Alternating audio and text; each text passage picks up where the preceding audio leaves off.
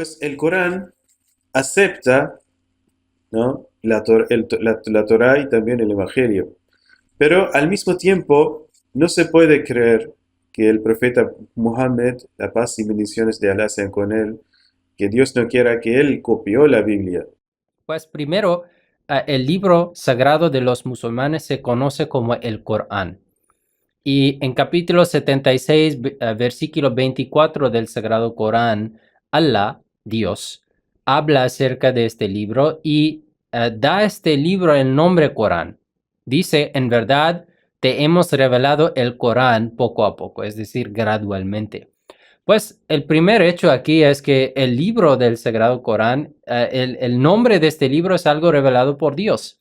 Y esto es una diferencia entre la Biblia y el Corán.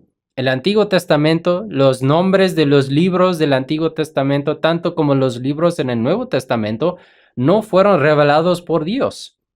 Los nombres de estos libros fueron dados por seres humanos. Pero a comparación y a diferencia con esto, el nombre Corán es algo revelado por Dios. Esto es una clara diferencia. En cuanto al objetivo de estos libros, podemos ver algunas variaciones. En el caso de la Biblia, lo que se dice es que todos traemos el pecado original transmitido desde la época de Adán y Eva, y por lo tanto la única manera de salvarnos de ese pecado es aceptando a Jesús como Dios o como Hijo de Dios y siguiendo sus enseñanzas, poder así liberarnos de este pecado y salvarnos del fuego del infierno. El caso del Corán es diferente. En el Corán no se acepta ningún pecado original, sino que se dice que todos nacen puros y, por lo tanto, no existe el concepto de la salvación como tal. El Corán lo que dice es que cada individuo debe ser responsable de sus propias faltas y sus propios pecados. Y la única manera de poder elevarnos como personas y de poder superar nuestras propias deficiencias y nuestras propias faltas es emulando precisamente los atributos de Dios. Así que, según el Corán... Aquí el punto es que no es solo esa profecía. Hay centenares de profecías, de conocimientos que nos ha dado el Corán, que hoy en día se están descubriendo, como en la Sura 21, verso 30, que habla Allah subhanahu wa ta'ala de que ha creado toda la creación de una masa homogénea, que es lo que dice el Big Bang, y dice, y después creamos a todos los seres vivos de agua. Es que aún así no van a creer. ¿Cómo sabía el profeta que todos los seres vivos eran creados de agua? Eso es algo que se ha descubierto recientemente con los microscopios, porque podemos ver que todos los seres vivos, el mayor componente de los seres vivos es agua. ¿Crees que un hombre que no sabía ni leer ni escribir en medio del desierto hace 1400 años pudiera haber sabido eso? El Corán es el libro sagrado del Islam, y con alrededor de 1.600 millones de musulmanes a través del mundo, lo consideran inspirado. Hace muchas referencias a personas e incidentes mencionados en la Biblia, tales como Adán, Noé, Moisés, Jesús y el diluvio. Recopilado a mediados del siglo VII por los socios de Mahoma que les sobrevivieron a él, alega corroborar revelación divina dada previamente. Según la Sura 5, 46 en adelante, dice: hicimos que le sucediera a Jesús, hijo de María, en confirmación de lo que ya había de la Torá. Le dimos el Evangelio, que contiene dirección y luz en confirmación de lo que ya había de la Torá y como dirección y exhortación para los temerosos de Dios. Que la gente del Evangelio decida según lo que Dios ha revelado en él. Quienes no decidan según lo que Dios ha revelado, esos son los perversos.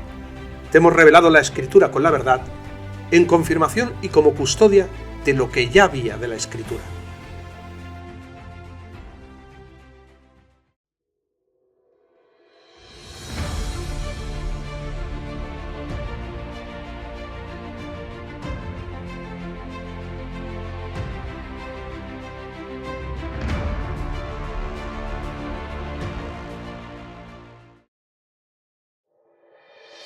No puede haber duda acerca de ello. Dios no es un Dios de confusión, sino de razón y orden. Así que las revelaciones que Él da a los hombres tienen que ser consistentes unas con otras si hemos de probar que Dios es veraz. Y así encontramos que en el caso tocante al Antiguo y al Nuevo Testamento, los 39 libros de las llamadas escrituras hebreas son armoniosos unos con otros, aunque fueron escritos por más de 30 diferentes hombres por un periodo de muchos siglos. Y los 27 libros del Nuevo Testamento son tanto armoniosos unos con otros como confirmatorios del Antiguo Testamento. Confirmando y armonizándose de ese modo, el Antiguo Testamento junto con el Nuevo se apoyan unos a otros en su alegación de autenticidad. Por lo tanto, deberíamos esperar que el Corán, dado que también alega ser de inspiración divina, fuera armonioso con y confirmatorio de la revelación previa. Pero, ¿encontramos eso?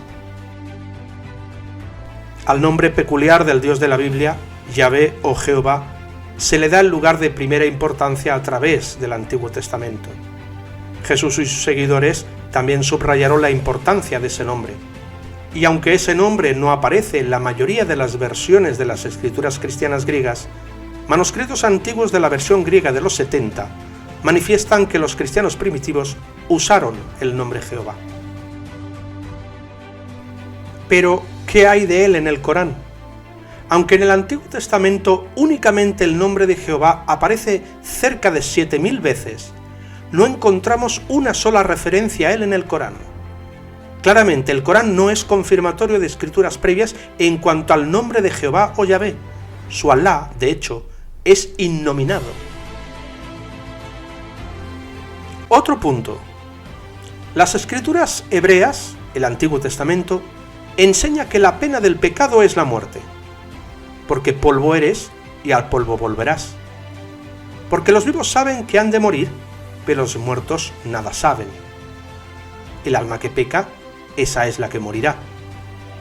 Las escrituras cristianas griegas confirman esto diciéndonos que el salario que paga el pecado es la muerte. Pero el Corán, lejos de confirmar esto, notablemente no está de acuerdo con ello. Amonesta de fuego del infierno, tormento eterno y castigo después de la muerte en el 75% de sus suras, literalmente cientos de veces.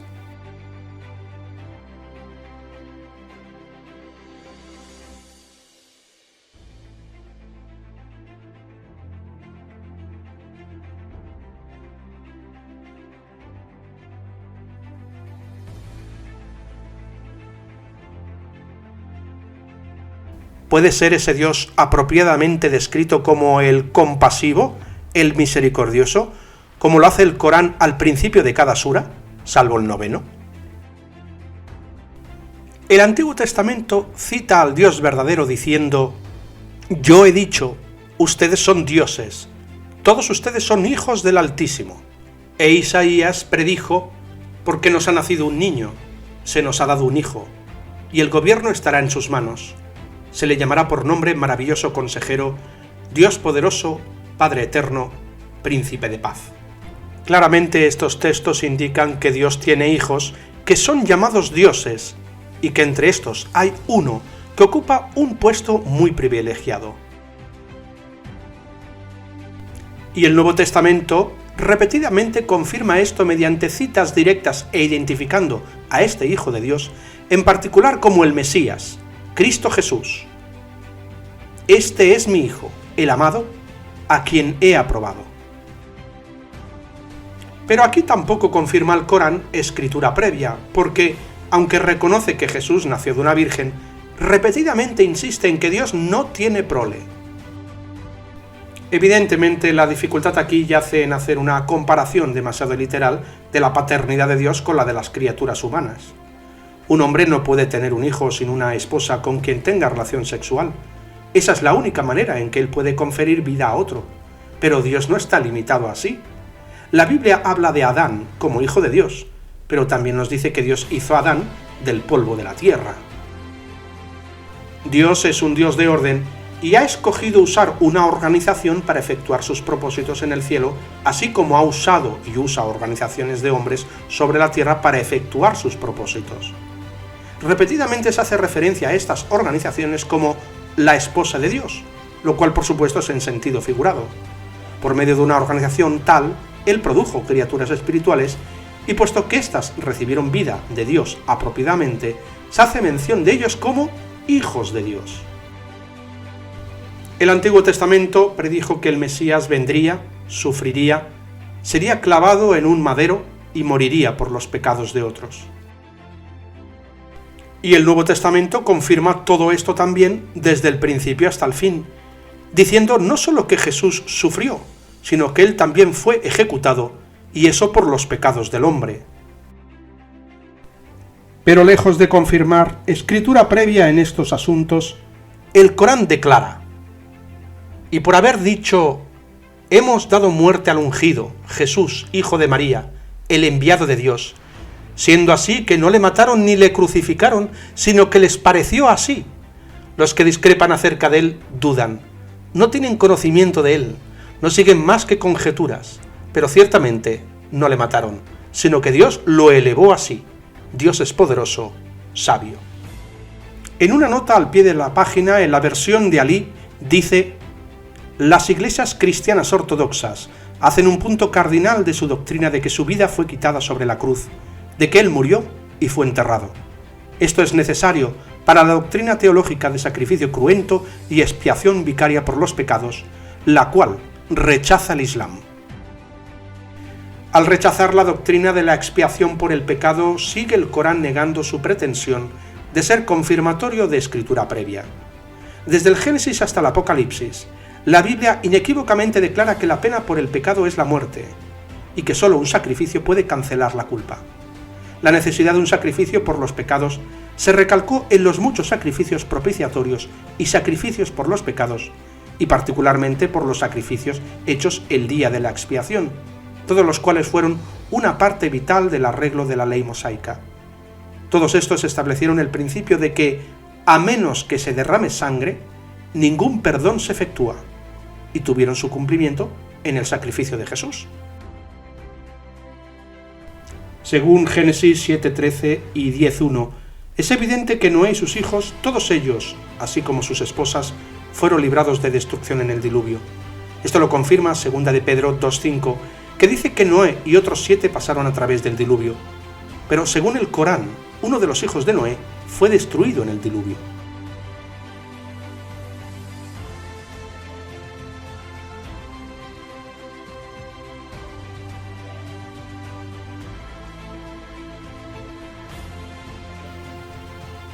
Y al considerar los puestos relativos de los ángeles y el hombre, las escrituras cristianas griegas confirman las escrituras hebreas en cuanto a que el hombre fue creado un poco menor que los ángeles.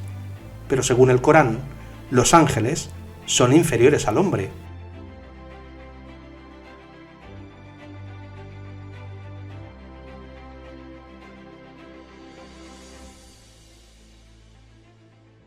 Podrían darse muchos más ejemplos, pero baste esto para demostrar que el Corán no se conforma a su pretensión de ser confirmatorio de escrituras anteriores. Al tratar de explicar tales discrepancias como las que hemos mencionado, los apologistas musulmanes contienden que el Corán sí confirma las escrituras previas como fueron dadas originalmente, pero que no puede esperarse que confirmara las versiones corrompidas que existen hoy. Pero, ¿desde cuándo? Seguramente en vista de los muchos antiguos manuscritos a la mano hoy, no puede mencionarse que las escrituras fueron corrompidas desde el día de Mahoma. Si de alguna manera fueron corrompidas, eso tiene que haberse hecho antes de su tiempo. Pero esto presenta otro problema. ¿Por qué decir que el Corán es confirmatorio de escrituras previas cuando no había escrituras particulares existentes en aquel tiempo por las cuales esta pretensión pudiera comprobarse?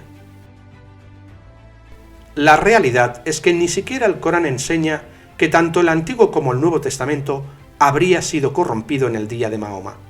Denota exactamente lo contrario, porque acusa a los judíos y cristianos de ser falsos a sus escrituras, ya sea por citarlas erróneamente, poner palabras fuera de lugar o no citarlas completamente.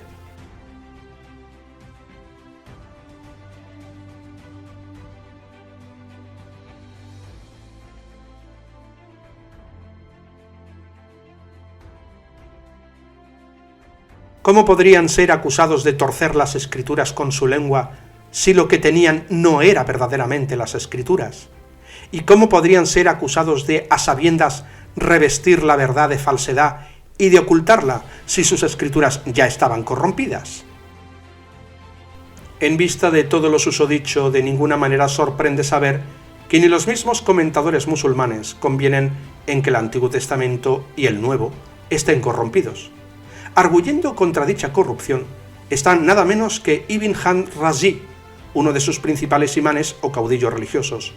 Según él, el entremeterse con la Torá y el Injil era imposible, ya que ambos fueron transmitidos en una sucesión intacta y de amplia difusión. A pesar de los alegatos de apologistas musulmanes y también de altos críticos cristianos modernos, a lo contrario, todos los hechos de la historia arguyen contra el que la Biblia haya sido corrompida. Dondequiera que historiadores contemporáneos tratan ligeramente de incidentes registrados en la Biblia, los corroboran, así como los escritores anticristianos del I y II siglo después de la era común, así como el sinnúmero de descubrimientos arqueológicos y hallazgos geológicos lo han hecho. Según Albright, arqueólogo de nota, dijo: «Nada ha sido descubierto por la arqueología que debilite en lo más mínimo la fe del cristiano en la Biblia». Respecto a esto notamos las palabras del afamado erudito Sir Frederick Kenyon, que él mencionó: «Entonces el intervalo entre las fechas de la composición original y la más primitiva evidencia existente llega a ser tan pequeño como para en realidad ser insignificante. Y el último fundamento para cualquier duda de que las escrituras nos hayan llegado sustancialmente como fueron escritas, ahora ha sido quitado. Tanto la autenticidad como la integridad general de los libros del Nuevo Testamento puede ahora considerarse como firmemente establecida. La integridad general, sin embargo, es una cosa, y certeza en cuanto a detalles es otra». Y se sigue amontonando la evidencia de que lo mismo es cierto respecto al Antiguo Testamento.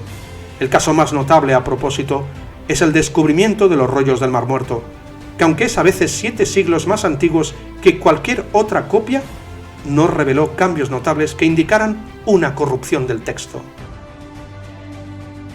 Los hechos son claros. El Nuevo Testamento confirma la revelación previa, el Antiguo Testamento, pero el Corán, aunque pretende confirmarla, no lo hace, no confirma ninguna. Y la culpa de que no sea confirmatorio de escritura previa no puede pasarse a una supuesta corrupción del texto bíblico, sino que yace en el Corán mismo.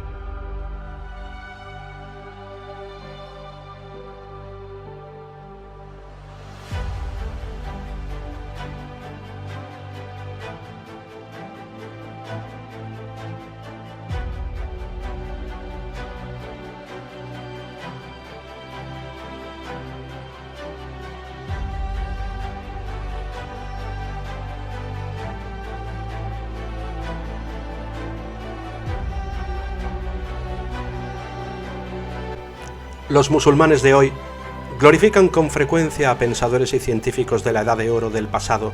Sin embargo, estos son eruditos de hace más de 1000 años y tenemos que preguntarnos, ¿qué ha sucedido desde entonces? El mundo científico vuelve a estar alborotado, esta vez con los tan esperados anuncios del Premio Nobel del 2023.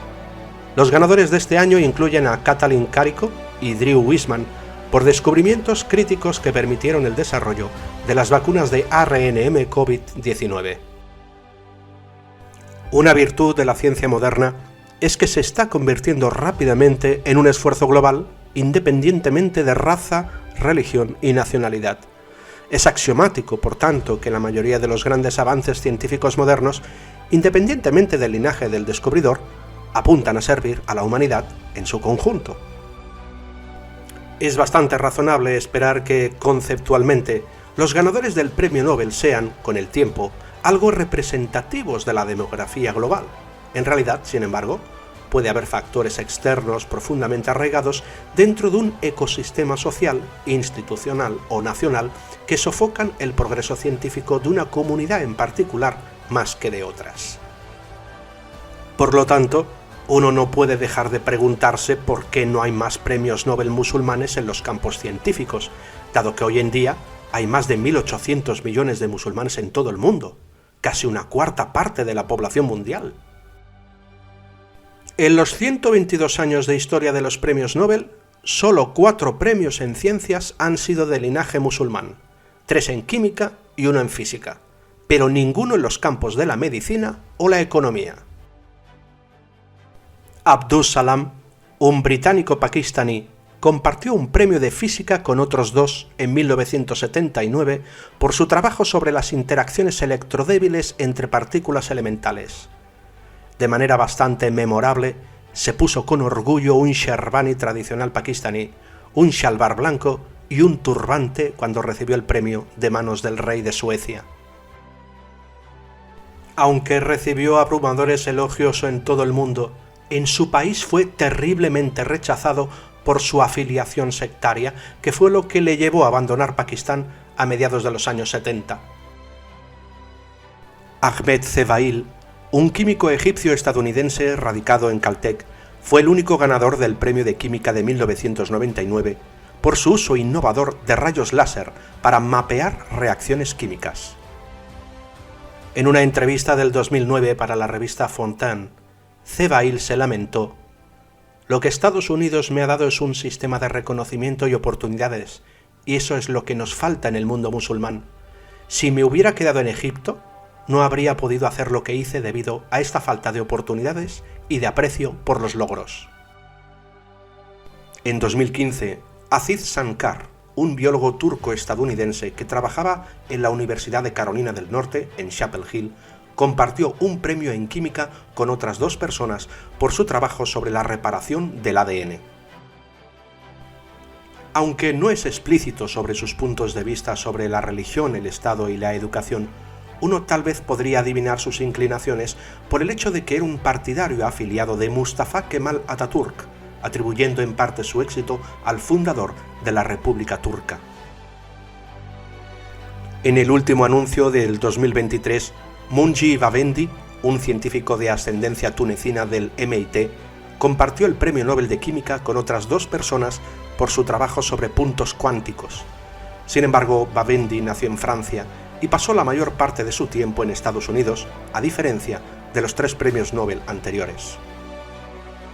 Solo hay 4 premios Nobel de ciencia de linaje musulmán a lo largo de la historia y, curiosamente, 3 tuvieron que abandonar su país de nacimiento de mayoría musulmana para dedicarse a sus pasiones en la ciencia y, finalmente, ganar el premio Nobel. Cabe preguntarse si estos científicos seguirían siendo premios Nobel de ciencia si hubieran permanecido en su país de nacimiento. Durante la Edad de Oro islámica, como se denomina comúnmente la literatura a los siglos VIII al XIII, la ciencia se entendía como un conocimiento común que pertenecía a toda la humanidad.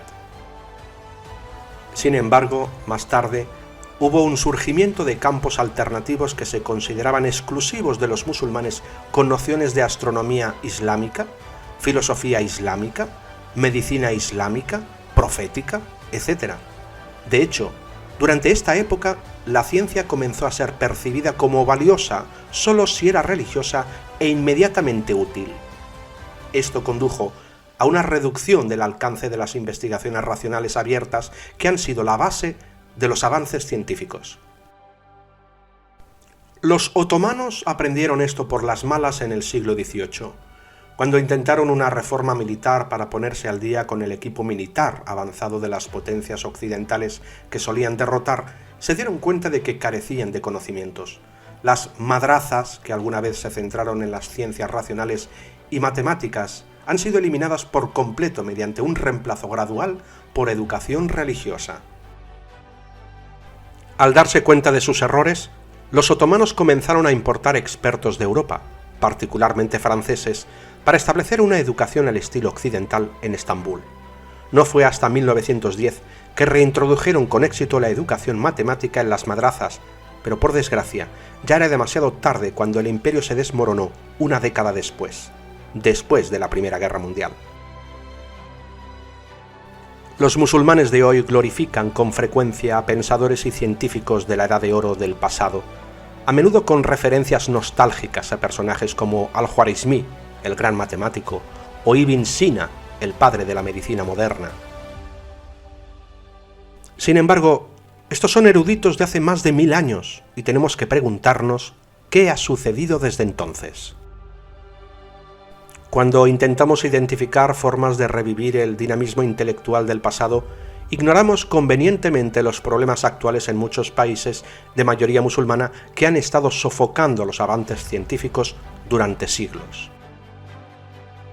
No lo olvidemos, a lo largo de la historia hubo muchos intentos esporádicos de impulsar la versión islámica de la Ilustración.